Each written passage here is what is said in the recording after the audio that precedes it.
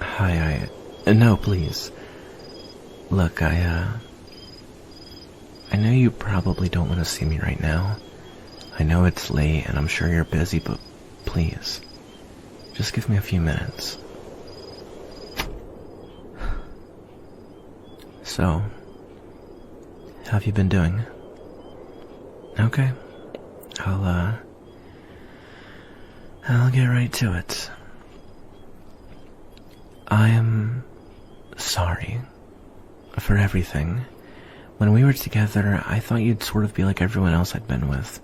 I thought I could spend those long, unnecessary days and nights at work after hours, and I expected you to be cool with that, as long as I was bringing in money. But you were different. You didn't care about the money. You cared about me, and I obviously didn't care about you. Not in the way that I should have. Every day I'd come home in the middle of the night, I'd sleep for a couple hours, then I'd be back to work.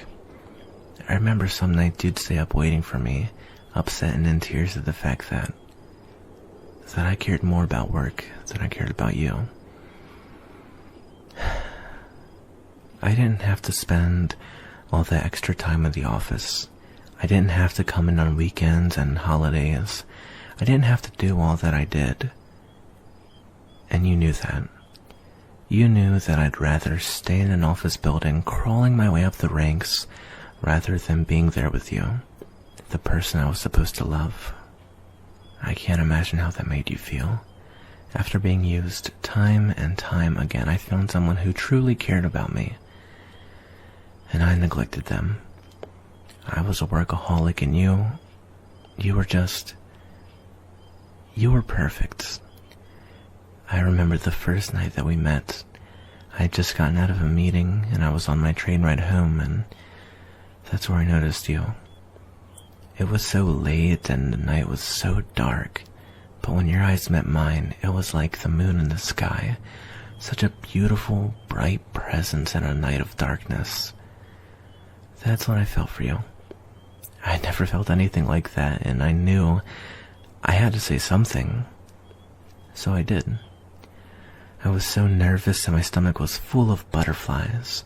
I was used to making huge decisions at work daily, decisions that could result in the loss of millions of dollars. And this is what got me. This is the one thing that made me nervous. Approaching you on the train. Eventually, though, I finally opened my mouth. I can barely even remember what I said. With my nerves being as bad as they were, I probably wasn't making much sense anyway. But I do remember when we got to our stop.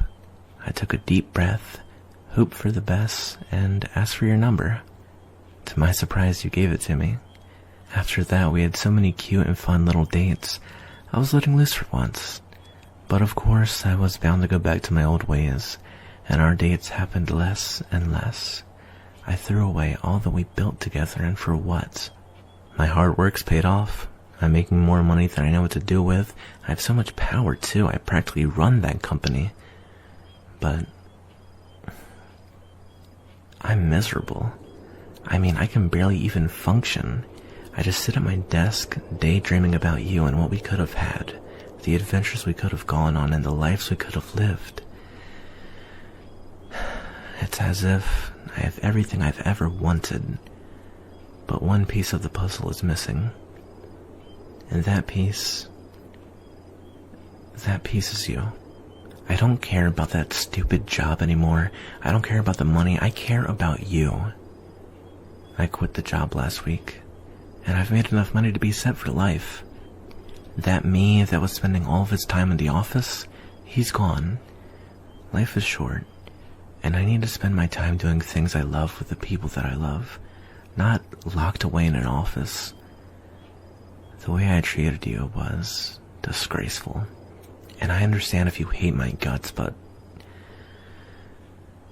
all I want is one last chance to start things over with you, to get out of this town and to finally live a little.